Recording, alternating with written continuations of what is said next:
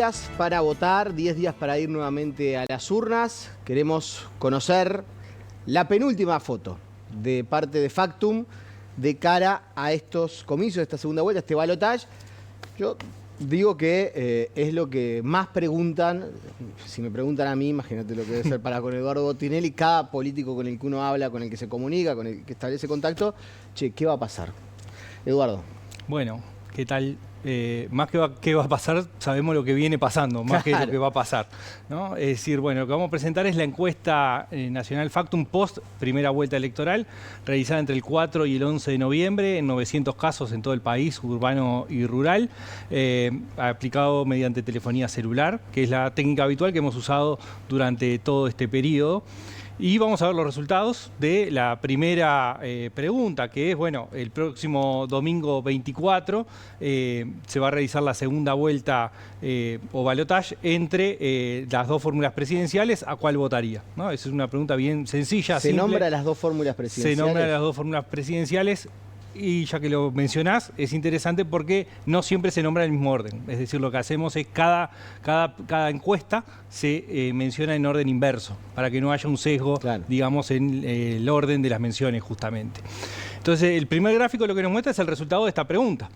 Y lo que vemos es que el 47% elige la fórmula Orsi-Cose, un 45% Delgado-Ripoll, hay un 3% que manifiesta que votaría en blanco o anulado y tenemos un 5% de personas indefinidas, es decir, no eligen a ninguno de los dos y tampoco eligen la opción del voto en blanco o anulado. Te voy a hacer un paréntesis, porque Factum se ha caracterizado en este último tiempo por hacer una proyección de los que están indecisos. ¿No es lo mismo indeciso que indefinido? Bueno, los indefinidos son las personas que dicen que no saben que van a votar y que no eligen ninguna de las opciones. O sea, son indecisos puros. Sí. ¿Cuál es el tema con la variable o el número de indecisos? Es que muchas veces es personas que no contestan la pregunta y otra es la que no quiere decir que vota, ¿no? Y otra es la que dice no sé que voy a votar. Bueno, acá son personas que en su enorme mayoría lo que dijeron es no sé que voy a votar. Por eso no están definidos qué votarían. ¿Ah? Y ahí pasa esta definición de los indefinidos que claramente, teniendo una distancia de 2 puntos entre la fórmula Orsi y Cose y la fórmula Delgado-Ripoll, se vuelven el lugar claro para la definición. Claro. Ahora, te voy a hacer una pregunta. 47-45, y hay un cuadrito que se ve arriba en la placa donde se dice margen de error Orsi más menos 3,3%, Delgado más menos 2,9%. Este 47-45, con ese margen de error, estamos hablando de una situación totalmente imprevisible. O sea, ¿se puede hablar de un favoritismo? No, lo que se ve es que, después lo vamos a ver un poquito más en detalle cuando veamos las líneas de tendencia, pero lo que vemos es que en la encuesta se registran 2 puntos arriba a la fórmula Orsi-Cose de la fórmula Delgado-Ripoll. Pero esta distancia está dentro del margen de error. Por lo tanto, no podemos afirmar en forma rotunda que uno está arriba del otro. Lo que sí es claro que en la medición queda 2 puntos arriba. Considerando el margen de error, bueno, el margen de error de más menos 3, redondeando en cada uno, significa que esos 2 puntos están dentro del margen de error claramente. Es decir, desde el punto de vista técnico, estamos ante un empate, digamos, en esa dimensión. Un resultado totalmente abierto. Sí. Si este fuera el escenario el jueves que viene. Sí, es un escenario que es abierto por varias razones. Una es la encuesta en sí mismo y la cuestión técnica del margen de error estadístico. El segundo punto es que venimos de 2 instancias anteriores de muy parejas cuando estamos hablando de escenarios binarios. Tanto en la segunda vuelta del 2019, que se terminó definiendo por 1,5 puntos, como en el referéndum de la ley de urgente consideración, que también se terminó resolviendo por 1,5 puntos, por lo menos en la relación entre el sí y el no, que es lo que nos permite medir las dos fuerzas, digamos, los dos bloques.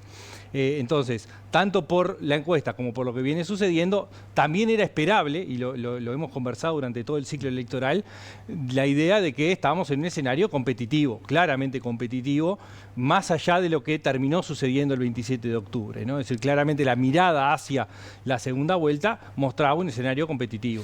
Y probablemente también lo hemos hablado y seguramente eso va a ser materia de análisis para próximas instancias que vamos a tener. Claro, uno se quedaba con la foto de cómo quedó el Parlamento, pero ahí jugaron otros factores que ahora no juegan. No, claro, ahí O sea, tenían... ahora no importa si alguien llega al 3%, si eso le da una banca más al frente. Es un barajar y dar de nuevo y con este escenario de alta paridad. Exactamente. Y además hay una cuestión también, mientras en la primera vuelta, por ejemplo, para ganar hay que tener más del 50% del total de votantes, aquí no es necesario. Acá lo que se necesita es tener más que el otro. Un voto más que el otro. Un voto más que el otro. No importa si llega. De hecho, la calle Pou terminó siendo electo con el 49% del total de votantes, ¿no? Es decir, terminó teniendo más votos que Daniel Martínez, pero no alcanzó el 50%. Vamos a la otra placa. Bien, la siguiente nos muestra una distinción que también venimos haciendo ya hace varias mediciones entre lo que llamamos el voto fuerte y el voto débil. El voto fuerte, digamos, es lo que podemos llamar la firmeza del voto del electorado. En el gráfico de la izquierda, el gráfico de torta, digamos, lo que tenemos es el total de la población. ¿Qué nos muestra? El 84% de las personas tienen un voto fuerte. Es un voto que está definido difícilmente cambia, exactamente, ¿no? Es el 84%. Tenemos en el otro extremo un 5% que está totalmente indefinido. Y en el medio tenemos un 11% que llamamos voto débil y son personas que no manifiestan estar totalmente convencidas de votar lo que está eligiendo en este momento, o tiene algunas dudas o tiene alguna contradicción, digamos, en términos de imagen y de posicionamiento. Ese mismo porcentaje lo aplicamos en el gráfico de la derecha para ver cómo se distribuyen las distintas candidaturas que existen o las distintas opciones, porque también el voto en blanco o anulado tiene también su grado de debilidad. Y lo que vemos es que en el voto fuerte la distancia es la misma. Orsi tiene un 42, Delgado 40. Hay un 2% que es firme que vota en blanco o anulado, ¿no? Ya totalmente decidido y que va a anular el voto o va a votar en blanco. En el voto débil tenemos una distribución donde 5 de los 11 puntos van hacia Orsi y Cose, 5 puntos van hacia Delgado Ripoll y 1 punto es el voto en blanco o anulado. En términos generales, por lo general, digamos, el voto débil termina afirmándose. Es decir, no es esperable que cambie drásticamente. No es como aquello de los plebiscitos donde el que era voto seguro, si se ensobraba, no se ensobraba, y la mitad sí, la mitad no. Acá Esto es el voto sí o sí, difícilmente cambia. Claro, el voto es obligatorio y hay que entrar al cuarto secreto y decidir, bueno, la decisión puede ser una de las dos o ninguna de las dos o anularlo. Pero no pasa esto que decías, no es la acción, digamos, proactiva de colocar una papeleta porque es parte del acto electoral y no hay otro que estas dos papeletas. Ahora, también con este escenario, ese 1% de voto en blanco que no sabe si va a votar en blanco o anulado, también juega su partido. O sea, uno podría decir que quizás hay hasta un 6% de indefinidos, ¿no? Bueno. Por el 5% de indefinido firme y ese que dice, che, yo voy a votar en blanco, anulado, pero la verdad que todavía no lo sé. Sí. Y hay otro punto importante acá y es, nosotros en la corta historia que tenemos de segundas vueltas, en general el voto en blanco y anulado aumenta entre la primera y la segunda vuelta, ¿no? Salvo en 2019, donde no tuvimos un incremento del voto en blanco anulado en forma importante. Y en esta oportunidad venimos de un voto en blanco y anulado mayor a lo que veníamos registrando, pero con una variedad interesante. Del casi 5% del voto en blanco o anulado que tuvimos, hay 1,5 puntos que fue un voto en blanco con papeletas por el sí, ¿no? Entonces, tiene una particularidad ese voto, no es el voto habitualmente refractario del voto en blanco o que anula el voto, sino que esa parte del voto en blanco hay un segmento que además se expresó en alguno de los plebiscitos, entonces, sobre todo en el de seguridad social. Entonces ahí tenemos un factor que es distinto cuando encaramos una segunda vuelta con un voto en blanco un poco más volátil y con una característica distinta a lo que teníamos. De todas maneras, a contrario de lo que ha pasado siempre, en la medición esta a ustedes le da como que el voto en blanco estaría bajando. Puede ser por este fenómeno del 1,5% de gente que votó en blanco, de bronca de repente porque el Frente Amplio y los candidatos dijeron que no iban a ensobrar el sí, votaron el sí, pero ahora por lo menos hay una reducción en la intención de voto. O sea, Sí. alguien está captando ese voto. Sí, alguien está captando, y lo otro es que en realidad dentro de los indefinidos también puede haber un voto Claro. en blanco o anulado, ¿no? Es decir, ese voto indefinido todavía no tomó definición por ninguna opción, y las opciones son 3, digamos. En realidad son 4, pero 3, digamos. Hay una que es conjunta, digamos, el voto en blanco anulado, y después las otras 2 opciones son Sí, sí. las fórmulas presidenciales. Vamos a la evolución. Bien. Porque esto también permite ver un poquito más la película y no la foto. Claro, porque la evolución, ¿qué nos muestra? Nos muestra una estabilidad importante. Nosotros esto lo tenemos registrado claramente después de la elección interna. En el cuarto bimestre tuvimos un primer ejercicio con estos 2 nombres, con estas 2 fórmulas, en realidad, Orsi-Cose y Delgado-Ripoll, y en el cuarto bimestre nos daba 50-46, con 4% de personas que no definían a quién votar. La siguiente, que fue en septiembre, daba 49-46, es decir, 3 puntos de distancia, con 5 puntos de personas que decían que votarían en blanco, anulado o que no elegían. En octubre, cuando arranca el mes de octubre, esa distancia vuelve a estar en 4 puntos, de 49 a 45%, y nuevamente aumenta levemente los indefinidos o el voto en blanco anulado a 6%. Ya cuando estamos en la última etapa, previo a la elección nacional de octubre, la diferencia se mantiene en 4 puntos, pero Orsi en vez de 49 pasa a 48 y Delgado en vez de 45 pasa a 44.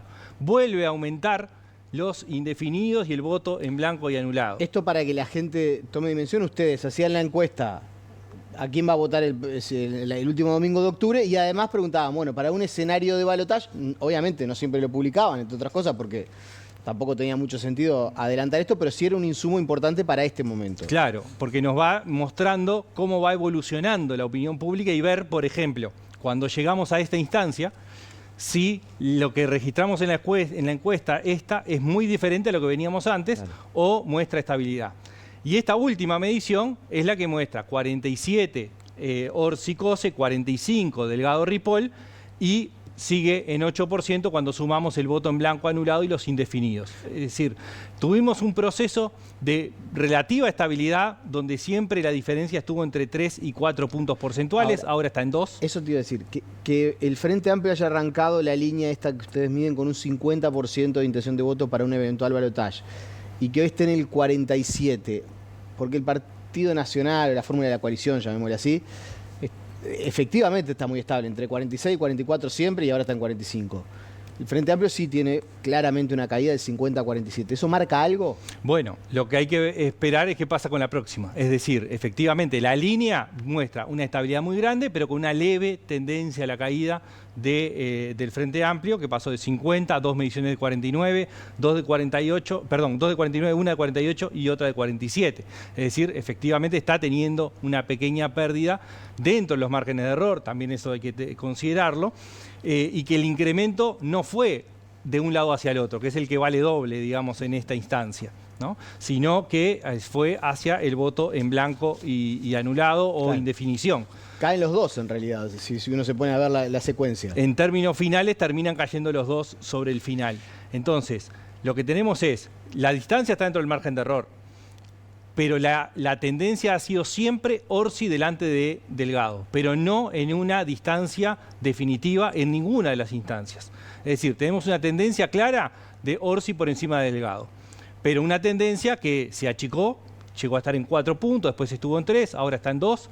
Lo que hay que ver es qué pasa con la próxima para ver si esto se estabiliza, si hay un incremento o si esta línea de caída sigue o no. Va a ser uno de los insumos importantes, es todo lo que tuvimos del 11 de noviembre, del cierre, hasta el día de hoy, y lo que vamos a tener, sobre todo, hasta el debate, ¿no? Es decir, ha habido una instancia. ¿El debate crees que puede ser importante? La historia, ¿qué les dice? La historia muestra que en realidad no tiene un impacto significativo en términos de la intención de voto de las personas. En realidad lo que busca, sobre todo, es reafirmar el voto propio, y también puede generar algún cambio o solidez en la imagen que se transmite.